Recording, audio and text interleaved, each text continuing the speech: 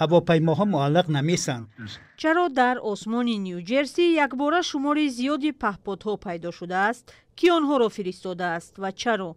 این سوال‌هایی است که امروز در سراسر آمریکا و جهان صدا می‌دهند. الیهاندرو مایورکاس وزیر امنیت داخلی آمریکا روز یکشنبه گفت در این کار ایزی خارجی دیده نشده است و افزود حالا حکومت در این مورد کاربری دارد. میخواهم به جامعه آمریکا این باور را دهم که ما دست به کار هستیم.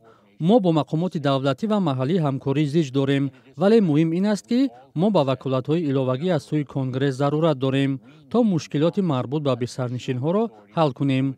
حالا صلاحیت‌های ما محدود و همین‌ها هم رو به پایانند. در حالی که مقامات از پی دریافت پاسخ به سوال‌هایند، ساکنان میگویند آسمان معمولاً آرامی آنها هفته‌های اخیر روشن شده است. آنها به اندازه هواپیمای تجارتی نیستند. همشون برابر با ماشین هستند. اگر آنها کمی پایین‌تر شوند، کلان به نظر می‌رسند. می توانم بگم که این پهپادهای هوسکارانه هم نیست و شمارشون در سراسر نیوجرسی خیلی زیاد است. تصور کنید که چقدر پول لازم است برای این همه.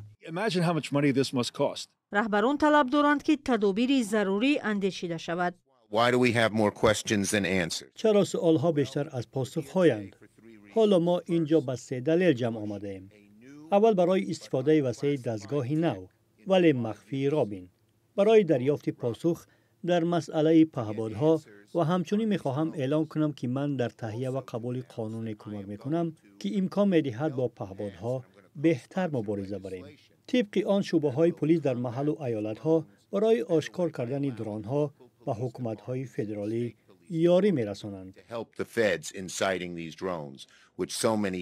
پرزیدنت تازه انتخاب دونالد ترامپ فرضیه خود را پیشنهاد کرد و این نگفت که در این موضوع یگان اطلاعی مخفی دریافت کرده است یا نه. حکومت می‌داند که چی روی می‌دهد. آنها می‌دانند که این از کجا می‌آید و به کجا می‌رود و با کدام سبب نمی‌خواهند مسئله را شرح دهند. فکر می‌کنم بهتر است بگویند که این چی است. ارتش و پرزیدنت ما می‌دانند. فکر نمی‌کنم این کار دشمن است. اگر چنین می‌بود به سرنشین‌ها را می‌ترکاندند. اتفاقی عجیبی رخ می‌دهد. در هر صورت مردم به این موافقند و پاسخ می‌خواهند.